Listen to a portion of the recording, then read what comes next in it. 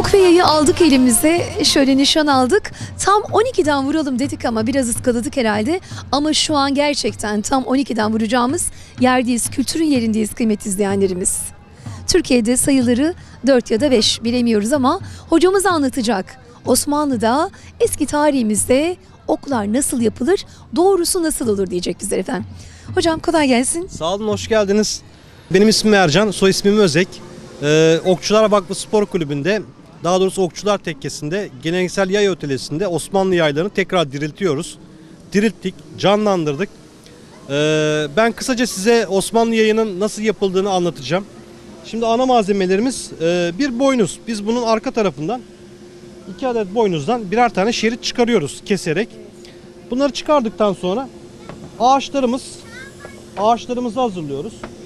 Bunlar güzel düzgün ağaçlarda sürdürülebilirlik çerçevesinde bir ağaca zarar vermeden dalını alıp, yani bir şekilde budayarak ağacı da gürleştirmiş oluyoruz.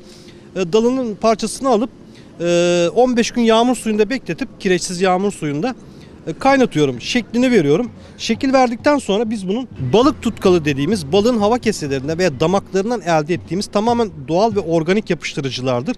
Biz bunları benmari şeklinde hazırlayıp yapıştırma işlemini yapıyoruz. Boynuzlarında salların arka tarafına yapıştırdıktan sonra bu bizim işte seri üretim yapmamızı engelleyen ürünümüz. Bunlar da sığırlarımızın aşil tendonları. Biz bunları kasaplardan temin ediyoruz. Nedir bunlar?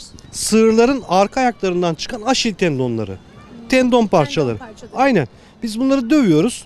Dövdükten sonra bunları içlerinde 1 milim ve yarım milim çapında kalınlık kalmayacak şekilde didikliyoruz.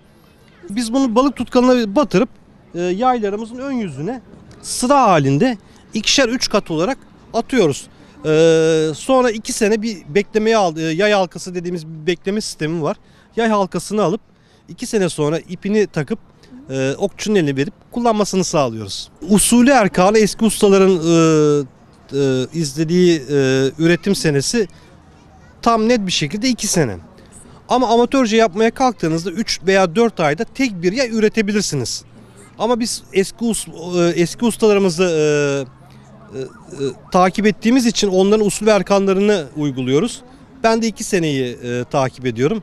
Yani 2 sene bize şunu öğretiyor: acele etmeyin. Sabrı öğretiyor değil mi? Aynen. Şimdi çırak yetiştiriyor musunuz hocam? Çok önemli bu. Çünkü sizden sonra gelecek olan kuşakta çok önemli. Az olduğunu ve az kaldığınızı duyduk.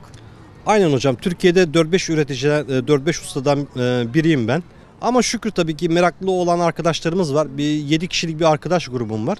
Daha doğrusu çırak diyebiliriz onlara. Ben de Okçular Tekkesi'nde ev ödevli olarak onlara öğretiyorum. Yani bu eski kurtulmuş sanatımız emin ellerde diyebilirim. Bizler de bu emin ellere oku ve yayı teslim ediyoruz. Alanda yine böyle emin eller bulmak üzere yolumuza devam ediyoruz efendim.